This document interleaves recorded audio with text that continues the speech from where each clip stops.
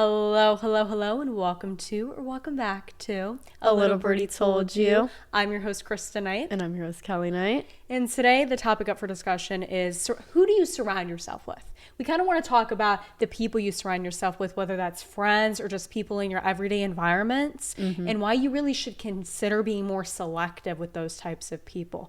So I want to go ahead and get started with, a lot of people think that being selective is kind of a high standard in regard to the people you surround yourself with, but I don't think you should just allow anyone into your inner circle. No. I think you need to consider who you're bringing into your life and sharing your vulnerability with. Don't you agree? And I think some of us have friends, and we notice when we're around people, we tend to kind of like, there's this one portion in your life where you're very confident, and all of a sudden you become friends with somebody and you notice like, wow, I don't feel I the went same. downhill because of this person. Like, I feel like I went downhill. Or you see those people have that boyfriend effect or girlfriend effect, and they said, while I was with them, I noticed that it kind of seemed like my self-esteem depreciated. It seemed like I became less than what I was before, if that makes sense. And it seems like the people you surround yourself with have a big factor in that, and who you are as a person and the way you respect other people. And like, even like when you hang out with somebody, if you realize all of a sudden, like whatever, they like leave or whatever, like wherever, you end up meeting up somewhere and you like both leave and you're like away from that person, you feel like more like, how do I say this? Not like that you had like something in you that like felt like very heavy, but then finally you walk away from them and you feel like very like light, you know what I'm saying? And more like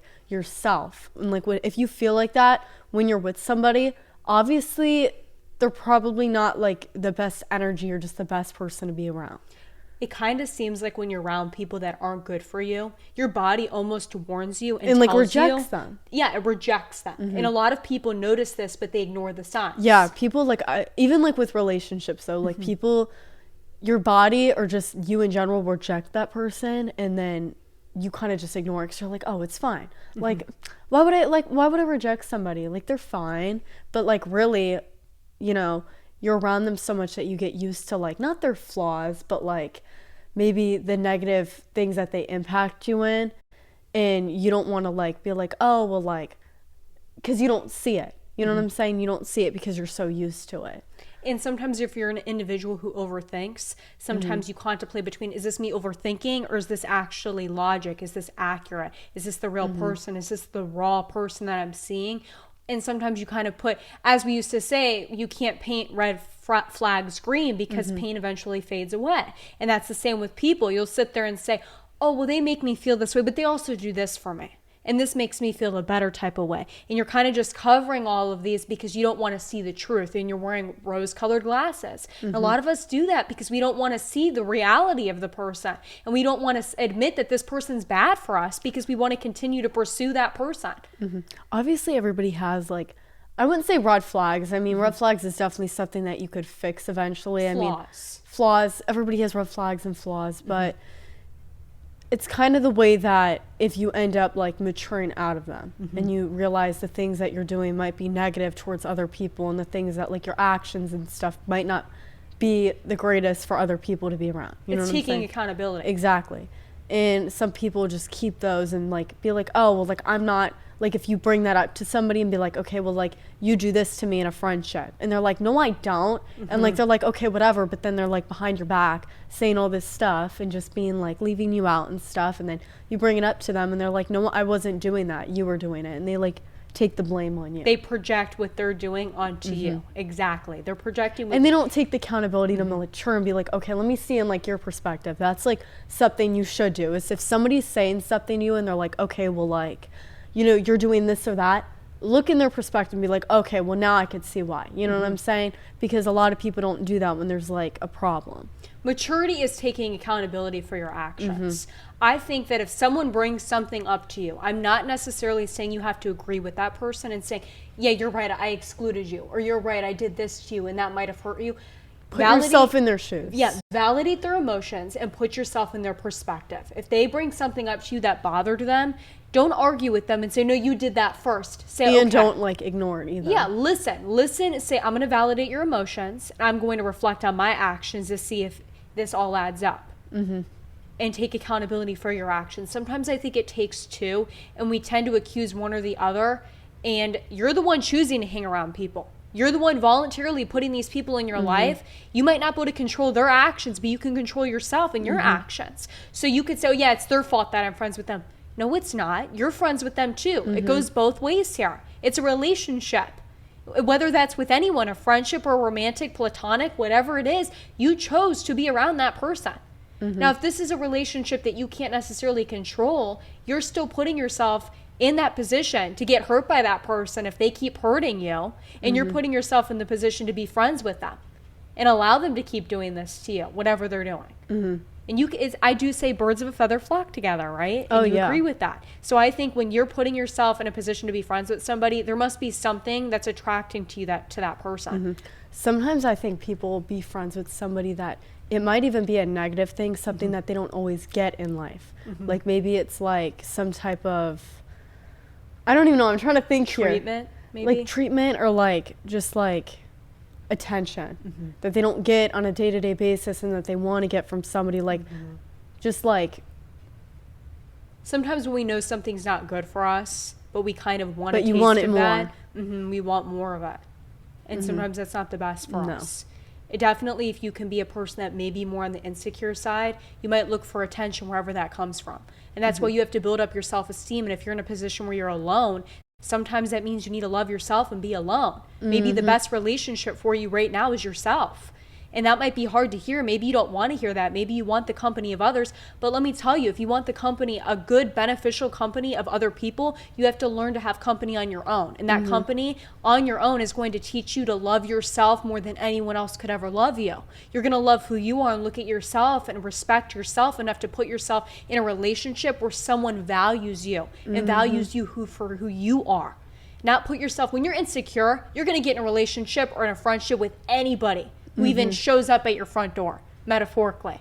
Anyone that walks up to you and talks to you, starts a conversation, anyone that gives you the time of day, attention, you're just going to say, okay, I'm going to put up with this. They treat me bad, I'm going to put up with that. because you've never been hurt and you're like, okay, well, like it's like you trust everybody that walks into that door, you know what I'm saying? And like you're not like, okay, well, hold up, there's like a lock and you have to like be able to like pass through it with your trust that you give me. But at the beginning you just let them on in and just open up to them and not realize that.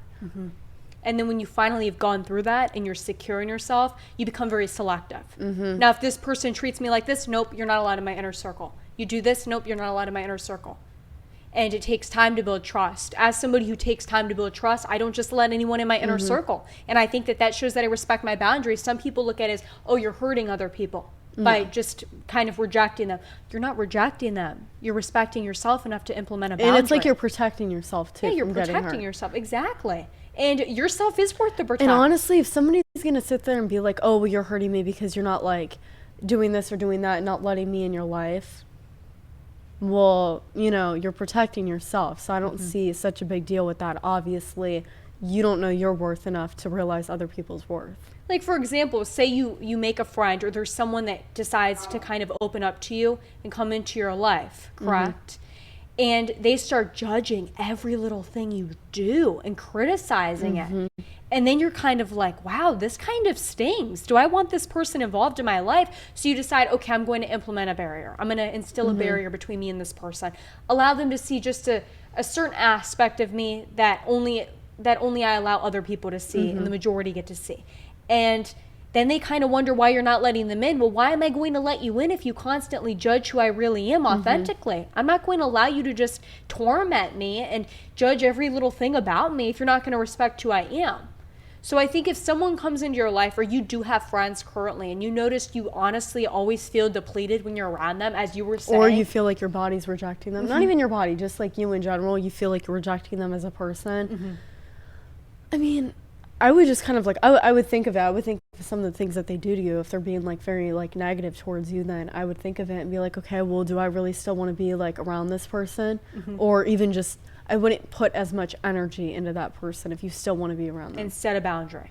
But let me tell you, your body does know. I truly do believe that if you allow your body to kind of digest the people that it's around, it does pick up on the people you're around. It feels a certain way. Our body reacts to our environment. So you notice you feel very light and airy and you feel good when you're around and you a feel person. like almost like, how do I say this? Like almost like free. You feel free, but another way people have said it is you feel like the child you again. Like, you feel like you can be open and free, and you feel like, okay, well, like, it feels like me. Like, they bring out the younger version of me, but not like an immature version. You know what I'm saying? It's just kind of like, it's like a free version of you. But That's like, authentic. it's almost like, okay, then you have negative friends that are making you do more like, okay, like negative things that are probably going to be very bad for you in the future, but they're like doing you, like, they're making you mature, not mature, but like making you do more mature things that aren't great to do. You know what I'm saying? And you're like, okay, well, like, I'm not having fun. Like, I feel very pressured, and I feel like all this stuff when I'm with them. That's when it's like, yeah, no. Yeah, you feel it's almost kind of like a burden on your shoulders, or it's this heavy weight. You feel like there's this heavy weight on you. It feels like almost like you're holding a rock, but you can't, like, I don't know how to explain it. It's like almost like there's a rock, but like finally when you get away from him, like, you break that rock and it's gone. And it's not even that, but it feels kind of like, it's not even that you notice it. It's more, I feel very anxious. I notice when I'm around people that don't make me feel comfortable, or I feel like they have a lot of negative energy associated with them, I begin to feel anxious. I feel depleted. I feel tired. I feel worried. And you're more or less, you're not having fun with these people. You're feeling more uncomfortable and considerate of your actions. Am I doing this right? Am I doing this wrong? And they make you hesitate and overthink. And that's not people you want to surround yourself with. That's especially goes for relationships. It's crucial when you're in a relationship, those first stages, how you feel with that person is essential. It's not what they do, it's how they make you feel. What they do does correspond to how you feel. But if you feel initially very anxious, you're constantly overthinking, and maybe that is your nature, but I believe the right person, even if your nature is very anxious as a person, or you tend to overthink, that person kind of rids you of that. You feel as if it's gone. And maybe sometimes that comes up, but overall, the feeling associated with that person is calmness or peace. And you feel safe around them, and you don't feel like, okay, this person's going to judge me and make me uncomfortable, and be like, okay, well, like, you know. You feel safe, as if you can be vulnerable with that person. And you can't be vulnerable with other people. But why should you, not only is it the feelings that you gather from another person that can contribute to how you feel about yourself, but why should you rid yourself of these people and eliminate them from your life, or implement a boundary? I'm not saying to just cut them off. Yeah. Some people do. And sometimes I believe in that. I believe if it's enough is enough, cut that person out of your life and say, you know what, I think that I am going to kind of take a different route in my life, and I'm going to cut this person off because I feel like they're a heavy weight and they're weighing me down as a person and depleting me of my own energy. But think about your energy that you're giving to other people. And some people forget that energy isn't what you're giving to that person physically, but actually what you're doing mentally when you're away from that person. If you're overthinking about that person, that's giving that person energy. If you're constantly thinking and thinking and thinking about that person and what they're doing to you and what you're going to do maybe the next day, or how you're going to react to a circumstance that happened, that's giving that person energy. You're taking up your time to give to that person. Why are you doing that? Conserve your energy. And I would also say is, like, the people, like, this is with both, like, any friendships, to be honest, any person you're around, the people that you are around are the people that you start to become. I think I've said this before, but it is true. So same thing with dating though. If you look at that person and you're like, okay, like, I wouldn't like want to be that person, why are you dating them? But if you're like dating someone and you're like, okay, I'd want to be that person, you know, like, they make good like choices and stuff, I'd want to be that person. Same thing with friends. If you're like around somebody and they're making really bad choices in life, why are you friends with them? You know what I'm saying? I wouldn't sit there and put all your energy into somebody that you wouldn't want to be, you know? Exactly. But the same thing with energy is, I have this, that. Well, I do think that if you're going to give your energy to those types of people that don't care, why are you taking the time to give them that type of energy when they don't deserve it? So this goes for like any relationships. A relationship is like a flower. It needs both water and sun to grow in order to bloom. So that means relationships need to put the same amount of love into a relationship to grow. So that's very good. That's the same thing with friendships though. Friendships need, you know, I would say support more than like, I mean, love, support, same thing, but, you know, with friendships, so. You need people that are going to support you, motivate you, and feel better about yourself, not people that are going to make you feel bad about yourself. If someone makes you feel bad about yourself, I'm going to tell you right now, get rid of that person. Set a boundary right now. And that boundary can just be not taking the things that they say personally. So distance yourself from them. Say, you know what, I'm not going to see that person as much as I do, or I'm not going to spend as much time with them. Time is a valuable piece in your life. You don't just give it to anybody. Some of us take that for granted and give it to everybody. If someone says, oh, you want to hang out, someone else says you want to hang out, and you're like, well, I'm going to hang out with this person and they treat me bad, they exclude me all the time. Why are you doing that? Why are you giving them your time? Your time is very valuable. It's limited too. It's not something you can just get. It's not a materialistic object. It's a piece of you. And you shouldn't just give that to everyone. Take that in consideration who you're giving it to.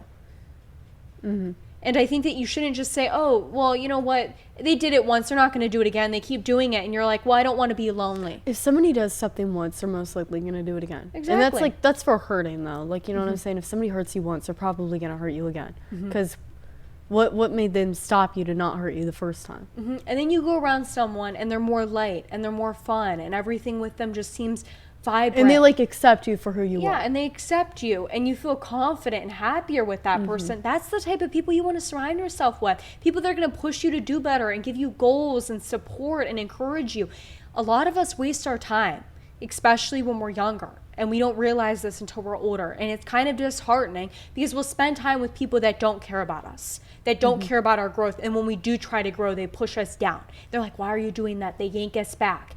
Then we realize how much time we took for granted with those people. And then we get older and we look back and we say, I wasted all this time with those people who did not care about me, who acted like they cared about me. And then when it was time for me to move on and grow, they tried pulling me back and they didn't care. And you look back and you're like, why did I do this to myself? When you can realize this early on, okay, they deplete me of my energy. I feel bad when I'm around them, cut them off. This person comes around. They push me to do better. They give me actual advice. They're honest with me. They're a good friend. They're there for me. They push me. Maybe it's a relationship. I feel good when I'm around them. I feel more confident. I feel more authentic. They validate my feelings and I can be vulnerable with them without judgment.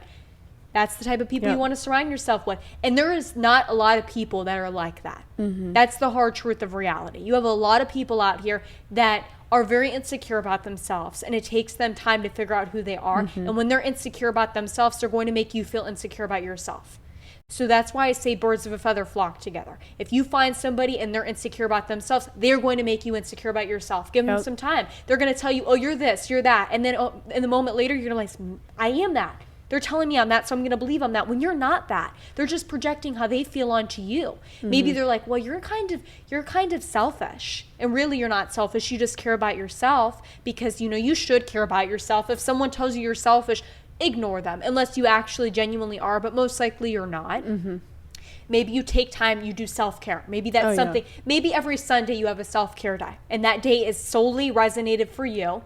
And it's designated for just you only. You don't hang out with anyone that day. And you tell somebody, well, Sunday's just for me. And you have a friend that says, oh, I respect that.